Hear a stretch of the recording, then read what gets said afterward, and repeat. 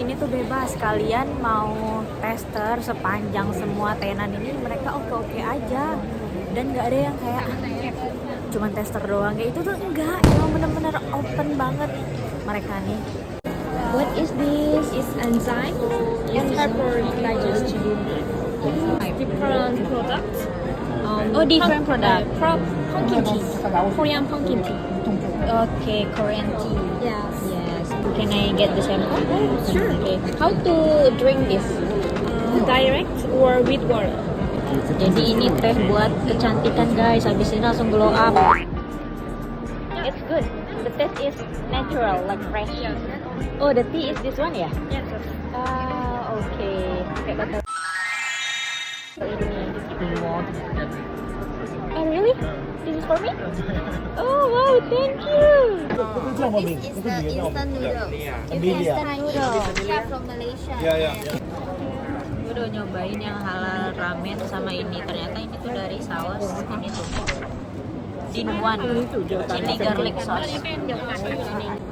Jadi ini pizza gluten free, ini lagi dibuat nih.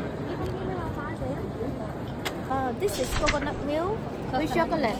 This is coconut water, no sugar added. Okay, can I Yeah. try? Yeah, sure.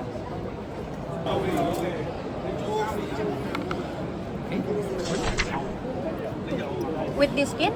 Yeah, you can eat. Oh, okay. Ini guys.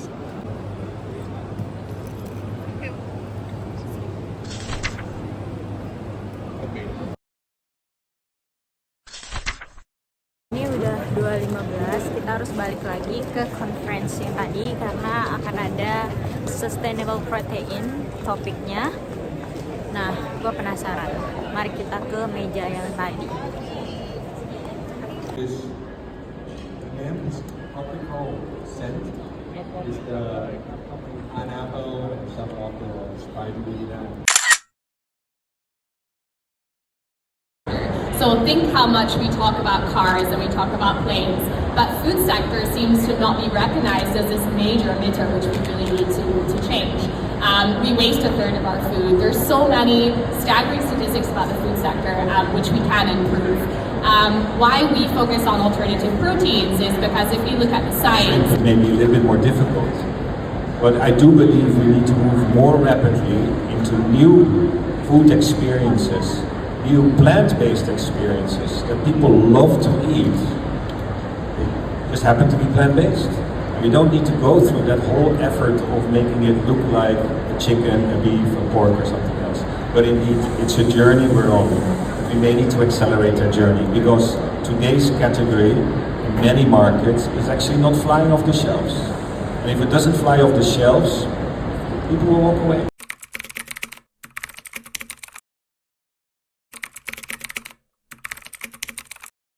Hello everybody, thank you for joining us here today at Thai Facts. My name is Rachel Tan and I'm a strategist with global trend forecasting company WGSN. So as the video you saw, WGSN, we are actually a company that's headquartered in London, but we have offices in all major cities around the world. And we have our background actually in fashion forecasting, but right now we have been forecasting in a lot of sectors including beauty, interiors, consumer technology, and of course food and drink. And on the next slide you can see our food and drink platform. So this is where you can download reports, trend reports to tell you how to develop products for your future consumers. At WGSN we track trends to help your clients, we help our clients develop products for their future consumers. And how do we do that? We use a mix of qualitative and quantitative data to create our forecast. So our proprietary data actually includes things like social media, search and sentiment. And we have nearly 300 analysts from around the world who then synthesize all this data using our stepping methodology. So we study macro trends in society, technology, environment, politics, industry, and culture. And then we put all this together to deliver actionable, reliable forecasts for you to produce your products for the future. Next, quickly, I'll just touch on our trend curve methodology. So basically, we track the diffusion of any food trend in the world. We study this space at the beginning, that is in pink. We study the emerging and advancing innovators in this space to look at what are the emerging trends bubbling up, and then we tell you where are the white space opportunities for you to develop your products. We also track trends as they go across this diffusion curve and onto mainstream. We will track how the trends evolve as they move to mainstream and to show you where there's still opportunity for your brand to play. So now, in our topic for today, which is functional food and drink. We all know the functional food and drink category has really expanded in the recent years as consumers turn to functional foods for their everyday food and drink. They want to take care of their health through the food and drink that they consume. Some 78% of global consumers, say they are regularly snacking to take care of their health needs.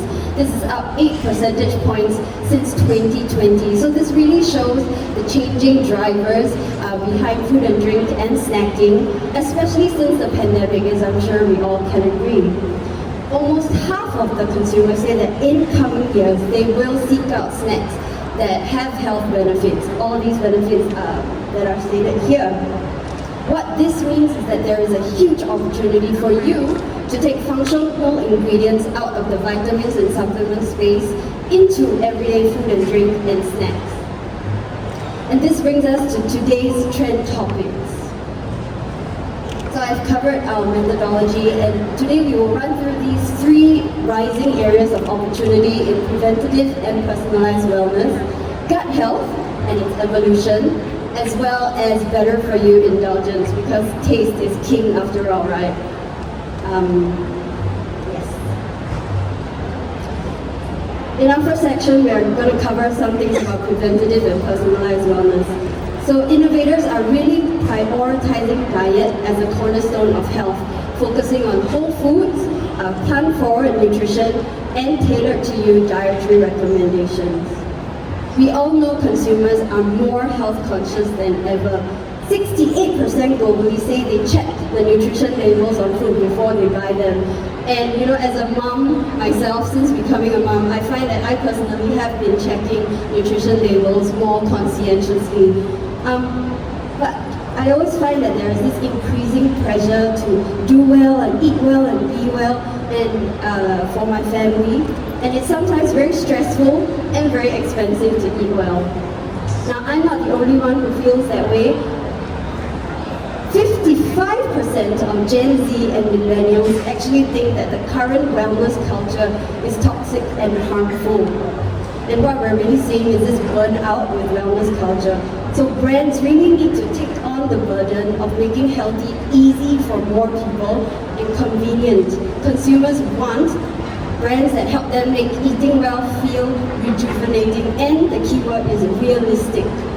So for example, what fits into a realistic lifestyle? For me, maybe Nutella, but make it healthful and clean label. So over there you see a German brand called Cravers. They do a jarred cacao spread that is made with hazelnuts, dates, and cacao beans. Only 3 ingredients, all the ingredients you recognize. Clean label. And next to it is UK brand Welly. They are helping consumers get their 5 nutrients a day the easy way. These are plant-based instant smoothies that can be stirred into water or milk and actually contain 2 servings of your daily needs of fruit and vegetables. Now, democratizing access to wellness means brands also need to lower the cost of eating well. Consider price and explore creative sustainable solutions such as upcycling or private label expansion. We need to look at how food waste can be leveraged to lower the cost of eating well. So for example, you see this company, it's called The Ugly Company from the US, and they actually turn imperfect fruit and vegetable into dried snacks with no other added ingredients. Australian startup NutriV over there, they work directly with farmers to take surplus ingredients, surplus fruit and vegetables that don't make it to the supermarkets and turn them into healthy snacks. So this idea of practical wellness is really about democratizing healthy eating for all. Next, we look at tailored nutrition.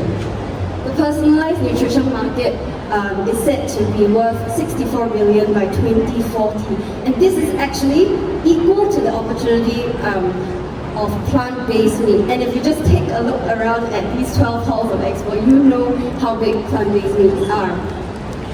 Well, most mainstream healthcare is really focused on symptomatic treatment. What I mean is, you go to a doctor, right? They give you pills and they prescribe medication to treat your maybe flu symptoms. But the idea of nutrition now is to help consumers shift towards a wellness-based approach to their diet. Many consumers are still unfamiliar with that, so services that connect them to this understanding will rise.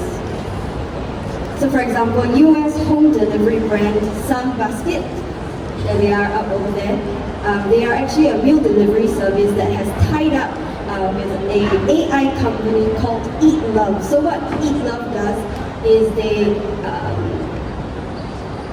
cater to each individual, their genetic history, your allergies, your disease condition, and then it comes up with prescriptions. And Sunbasket then delivers these prescriptions to the consumer's home. But these prescriptions are not medication, right? They are ready to cook meal kits for consumers. And on the right up there you see Leafy Wellness from Hong Kong. So what they do are herbal teas, almost like traditional Chinese medicine teas in capsules that is connected to a smart machine, to an app in your phone. So they actually prescribe the teas that you're supposed to be drinking for the day based on your daily body conditions. So kind of how you can adapt your food to individual needs. Brands can soon also tap into new technologies to create such tailored products.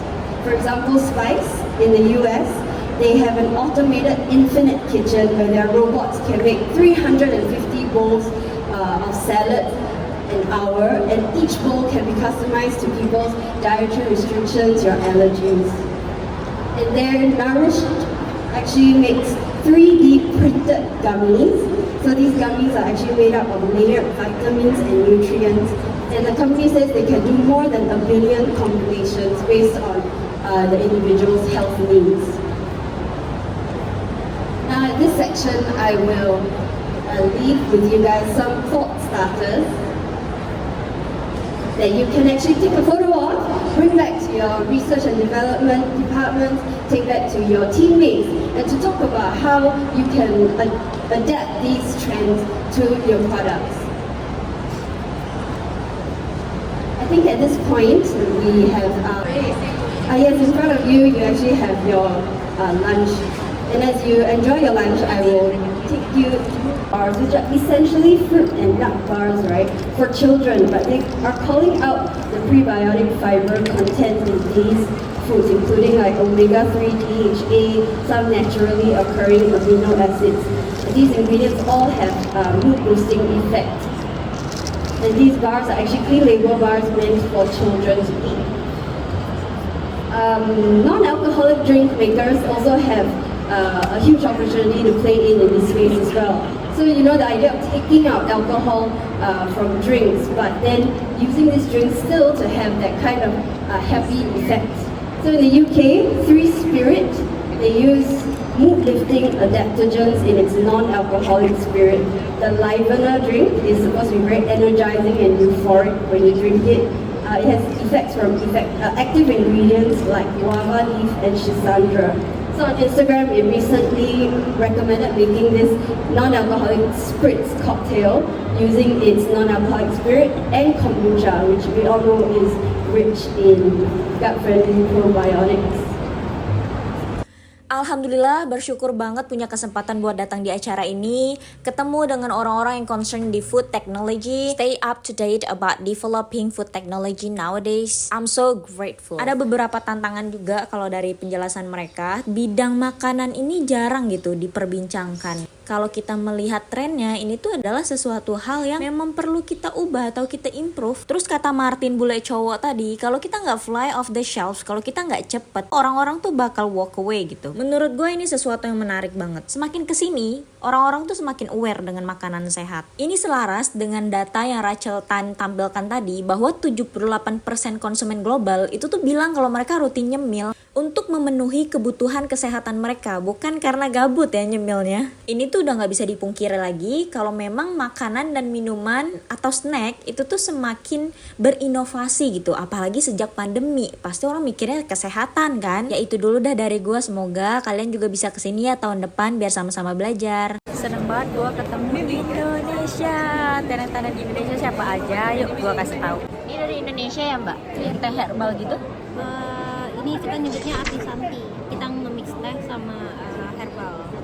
Ini ada Convex, ini ada ABC, ada perkecapan.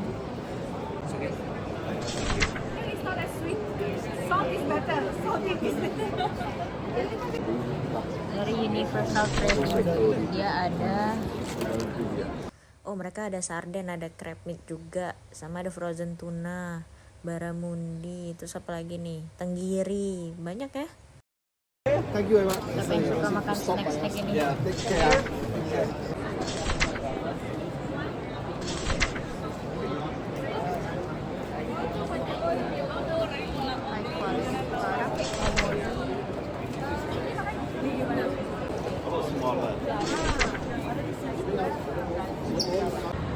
Nah di sini tuh tenang aja karena ada orang yang selalu pakai happy to help, jadi kalian bisa asking for everything. I wanna go to Science Square. Yeah, so we have a shuttle bus to Science Square for 100 baht per person. Kata si cowok ini ada yang free, tapi dia mau make sure dulu. Kita biarkan mereka berdiskusi ya pakai bahasa Krung Tep Mahanakon. Maybe you wait a little bit because we have two choice for now, like shuttle bus 100 baht to Siam Station, and then we have a free shuttle bus to Novotel Siam Square. But I don't know if it's free or not. Let me ask for a little bit. Jadi kan gue mau ke Science Square, terus dia bilang ada dua pilihan, ada yang bayar 100 baht sama ada yang free. Sudah pasti gue pilih yang free. Kalian bisa lihat ya, Impact Arena ini adalah salah satu tempat paling populer buat ngadain exhibition. Apa aja, bukan cuma makanan, bisa juga mesin-mesin, fashion, segala macam tuh bisa pokoknya di sini. Dan ini luasnya masya Allah ya, kalau lu jalan ya, betis lu udah kayak pepaya udah habis dari sini. Dan untuk acara Thai Facts ini ya, karena gue baru pertama kali, gue ngerasa ini well organized banget sih. Tadi kata mbaknya gue harus ke Hall 12. Ada free shuttle bus to go to Science Square, so I choose free.